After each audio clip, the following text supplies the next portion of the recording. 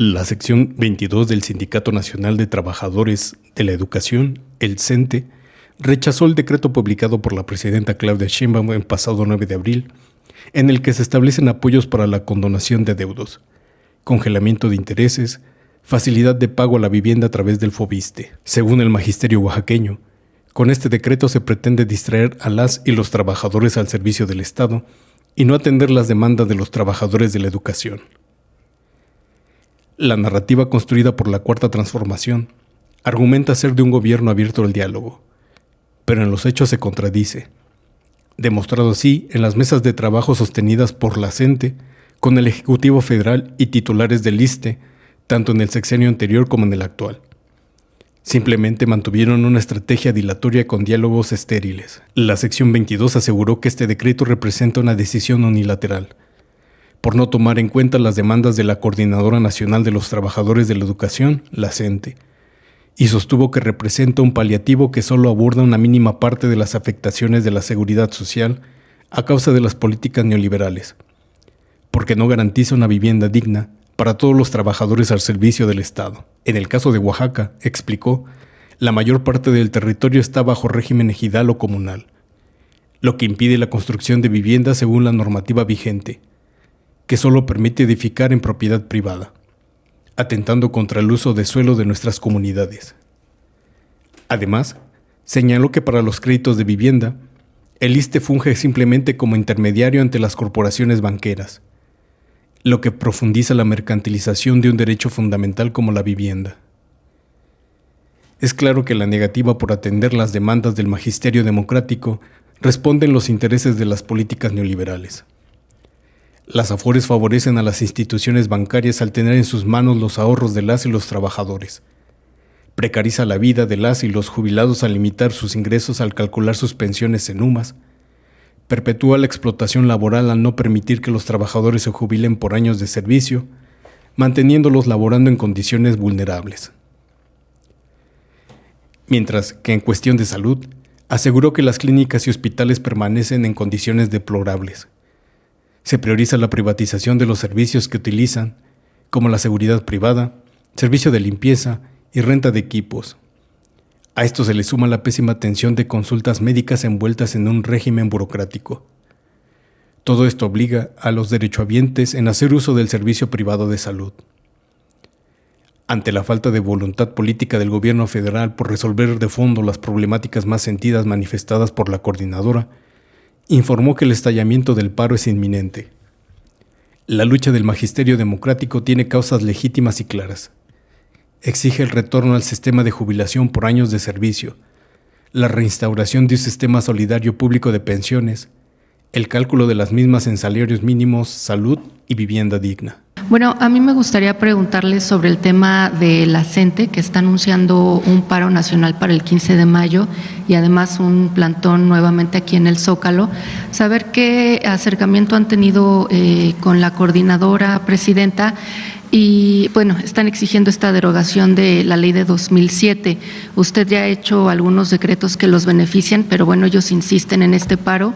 ¿Qué van a hacer? Y sobre todo, pues si tienen algo previsto para este plantón en el Zócalo, que ya ha ocurrido en el pasado y que además pues ha afectado también mucho el comercio en la zona. Sí, se está dialogando con ellos, dialogando en los estados también, porque hay algunas demandas que tienen a nivel estatal. Yo les recuerdo a las maestras y a los maestros que, a diferencia del pasado, que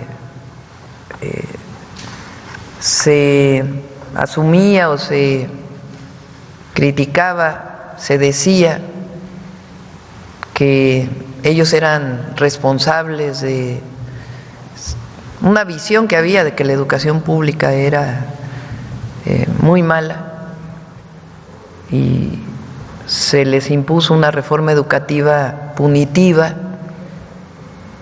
Hubo un cambio con el presidente López Obrador, tanto que se basificaron a casi 1 millón de maestras y maestros, se aumentó el salario de manera importante y se fueron resolviendo varias de las solicitudes, de las demandas que tenían. Ahora recuerdo que lo que hemos planteado es, uno, esto del FOBISTE, que era una demanda incluso de la CENTE de manera muy importante, también del CENTE, pero la demanda de que se disminuyeran los créditos del FOBISTE y no fueran impagables, pues eso ya es un decreto. Por otro lado, el congelamiento de la edad de jubilación, en lo que seguimos revisando el monto de lo que significaría disminuir las edades, por lo pronto se congela.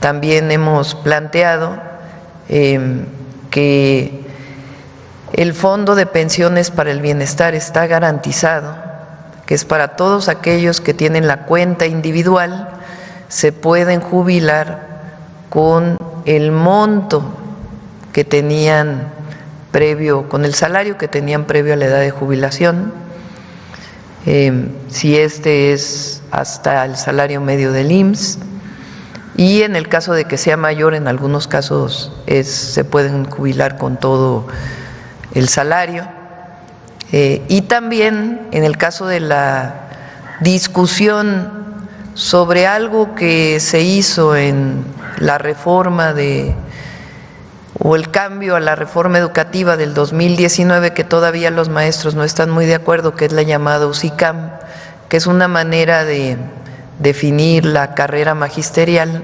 junto con el EVALÚA.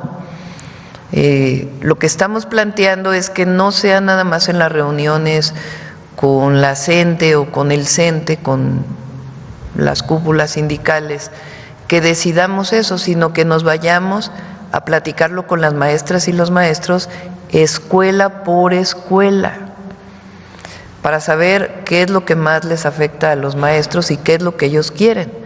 Y a partir de eso, lo que quieran las maestras y los maestros, se hace la modificación. Eso es lo que hasta la fecha hemos estado planteando, lo estamos difundiendo para que las maestras y los maestros lo conozcan y seguir dialogando con ellos.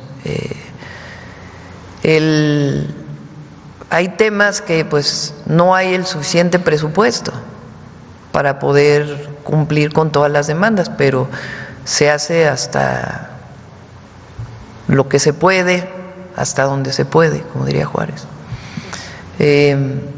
para poder ayudar a las maestras y a los maestros de México. ¿Y es viable derogar esta ley que ellos están demandando de 2007? Y entonces, así como está planteada, tiene muchas dificultades, por cómo están ya constituidas las AFORES. Entonces, lo que se hizo con el presidente López Obrador es que se les dio una alternativa, porque finalmente, más allá de si se deroga el 2007 o no, lo importante, lo de fondo es una pensión justa, que todas las maestras y los maestros se vayan con una pensión justa. Y eso es lo que se planteó con el Fondo de Pensiones para el Bienestar. Entonces, lo que planteamos nosotros es que no es que ahora se acabe toda la discusión, seguimos viendo todas las posibilidades. Y no consideramos pues que un paro nacional sea necesario, sobre todo cuando están abiertas todas las vías de diálogo. Nunca nos hemos negado a nada, más bien es el planteamiento de hasta dónde podemos llegar y seguir viendo diferentes opciones para una pensión justa, un salario digno para las y los profesores, y la carrera magisterial, cómo mejorar las condiciones de la carrera magisterial y todo lo que se requiera para apoyar a las maestras y a los maestros de México. ¿Se les va a permitir la llegada al Zócalo, presidente? Sí, nosotros no reprimimos, eso nunca lo vamos a hacer. Y está abierta el diálogo, y a las maestras y a los maestros pues que conozcan cuál es la posición del gobierno, porque no es como en el pasado, que no haya diálogo, que estemos cerrados, que estemos reprimiendo. De hecho, muchísimos casos del pasado, desde antes del presidente López Obrador, donde se cometieron injusticias, o después donde hubo injusticias del lado de los gobernadores, que así lo consideran. La Secretaría de Gobernación está buscando resolver todos los casos. Recientemente se resolvió un caso de Jalisco, de un grupo de profesores de la educación media superior. Entonces se está trabajando permanentemente.